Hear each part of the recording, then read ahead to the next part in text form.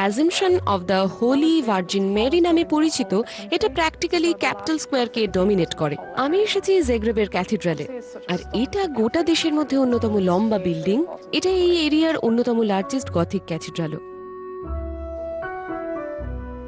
এই দেশটা সম্পূর্ণভাবে ক্যাথলিক এবং এই বিল্ডিংটা ক্রোয়েশিয়ানদের কাছে খুব গুরুত্বপূর্ণ।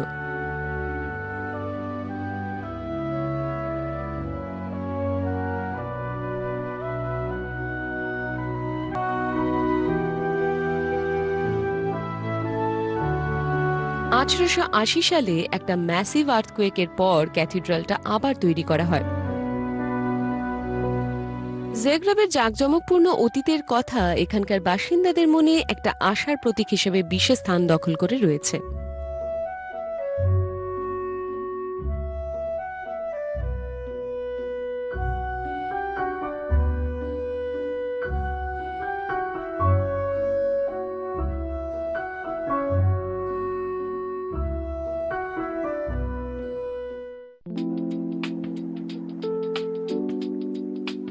জানেন তো, যখনই ক্রোয়েশিয়ান আর্কিটেকচার নিয়ে পড়াশোনা করেছি তখনই বুঝতে পেরেছি ডোভরানিক এবং স্প্লিট এখানকার সবটাই, যা আপনিও শুনেছেন, তাদের হোয়াইট স্টোন ওল্ড টাউনের জন্য। কিন্তু আমার মনে হয় ইন্টারসোল্ড জেভরাল সামান্য ছোট, এটা বিল্ডিং এর জন্য অন্য কিছু শহরের মতন পুরনো নয়, তবে খুব সুন্দর।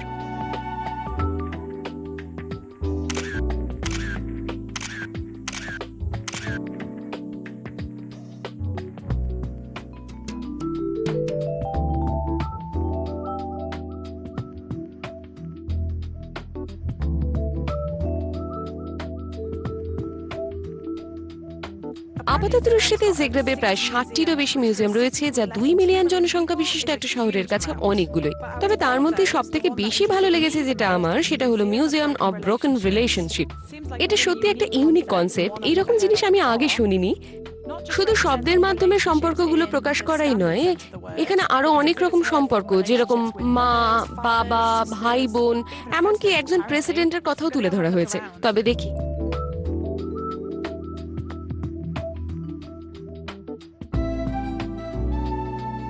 এখানে অনেক গল্প রয়েছে, ফলে আপনি যদি কোনো রিলেশনশিপে না থাকেন তাহলে আপনার কাছে অদ্ভুত মনে হবে, কিন্তু কোনো রিলেশনশিপে থাকলে সেটা খুব মিনিংফুল বলে মনে হবে।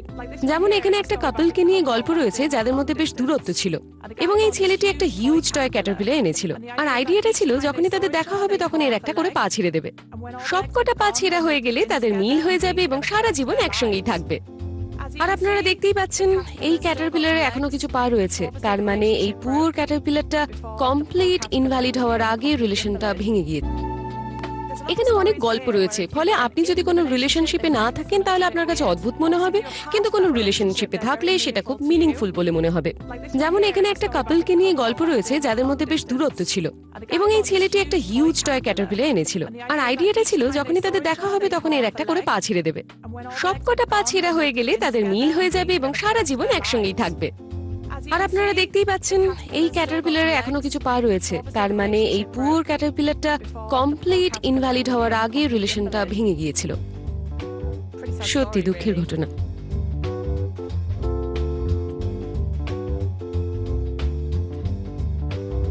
আসলে লোকে বিশ্বের নানান জায়গা থেকে আইটেম পাঠাতো। এই জিনিসটা আমস্টারডাম থেকে এসেছে, এবং এটা একটা স্নুপি টেডি বিয়ার, যা একটা মেয়েকে তার 17তম জন্মদিনে দেওয়া হয়েছিল। সে তারপর বলেছে কিভাবে সেই লোকটার সঙ্গে ছিল, 30 বছর তার স্বামী ছিল, এবং তারপর সে কিভাবে অন্য মহিলার প্রেমে পড়ে যায় এবং সম্পর্কটা ছিন্ন হয়, সে বুঝতেই পারেনি। এগুলো পরে সত্যি বেশ কঠিন।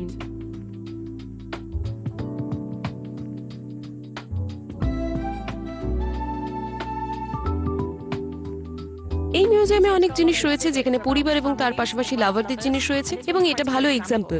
এই টয় ফ্রকটি সেই মেয়েটি যাকে 3 বছর বয়সে তার মা ছেড়ে চলে গিয়েছিল। আমার মনে হয় এখানে এমন কিছু জিনিস রয়েছে যেখানে শুধু ব্রোকেন রিলেশনশিপ নয়, আরো বেশি কিছু রয়েছে যা হওয়া উচিত ছিল কিন্তু কখনো হয়নি।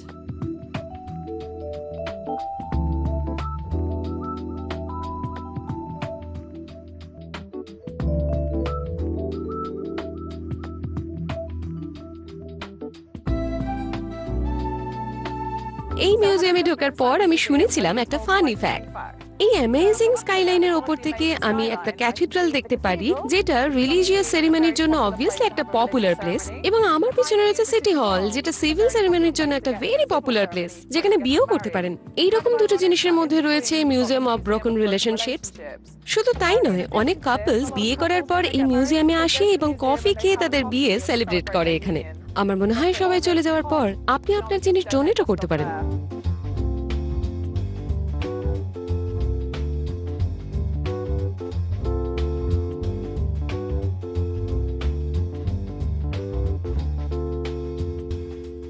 আমরা এবার শহরের লোয়ার পার্টে এসে পৌঁছেছি, কারণ উপর নিচের মধ্যে একটা ফার্নিকুলার যুক্ত রয়েছে এবং গোটা জেব্রার মধ্যে প্রথম পাবলিক ট্রান্সপোর্ট ছিল।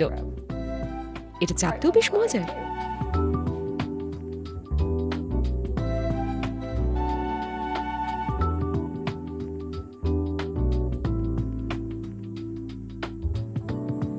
তো ফানিকুলার তো আমার চাপা হয়ে গেল। এবার যেটাতে আমি চাপতে যাচ্ছি সেটা হলো ট্রাম। মোটামুটি বাকি রয়েছে 1 মিনিট, তাই আমি এখন চলেছি সিমেট্রি।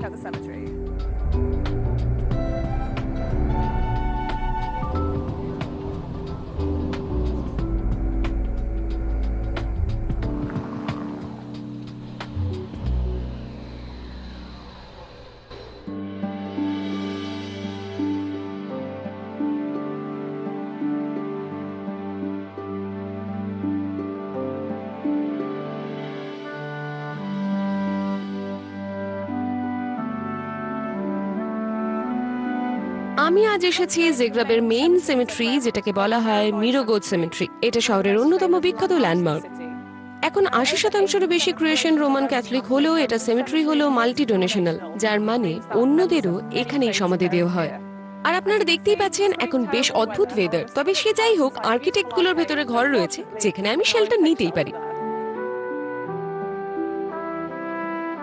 এই সিমেট্রিটা স্ট্রেঞ্জলি বিউটিফুল, স্পিরিচুয়াল আর শান্তশিষ্ট। ছাত্ররা এখানে কখনো কখনো পড়তে আসে।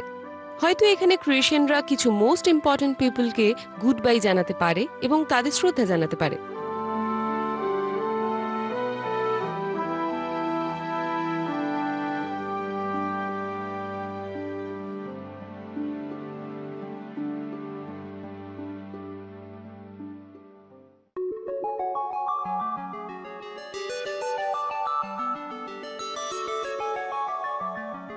যেহেতু আমার যাওয়ার সময় হয়ে গেছে, তাই বৃষ্টিও ফাইনালি থামার সিদ্ধান্ত নিয়েছে।